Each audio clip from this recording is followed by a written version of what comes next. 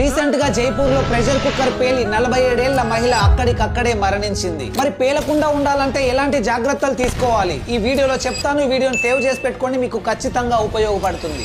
చెప్పు. Number 1, pressure release valve block అవ్వడం వల్ల కుక్కర్ లో క్రియేట్ అయిన ప్రెషర్ బయటికి వెళ్ళలేక పేలే ప్రమాదం ఉంది. సో కుక్కర్ యూజ్ చేసిన తర్వాత ప్రతిసారి ప్రెషర్ రిలీజ్ వాల్వ్ లో rice particles or other food particles block అవ్వకుండా ప్రాపర్ గా క్లీన్ చేసుకోవాలి. నంబర్ 2, కుక్కర్ లో ఎక్స్ట్రా ప్రెషర్ క్రియేట్ అయినప్పుడు దాన్ని సేఫ్టీ వాల్వ్ బయటికి పంపుతుంది. సో మరి అలా బయటికి పంపే వాల్వ్ కరెక్ట్ గా పనిచేస్తుందా లేదా పాడైందా అన్నది రెగ్యులర్ గా చెక్ చేస్తూ సంవత్సరానికి ఒకసారైనా దాన్ని చేంజ్ చేస్తూ ఉండాలి. నంబర్ 3, స్టవ్ పై నుంచి దింపగానే వెంటనే కుక్కర్ ని ఓపెన్ చేయకూడదు. అందులో మిగిలి ఉన్న ప్రెషర్ ఒక్కసారిగా బయటికి వచ్చే అవకాశం ఉంటుంది.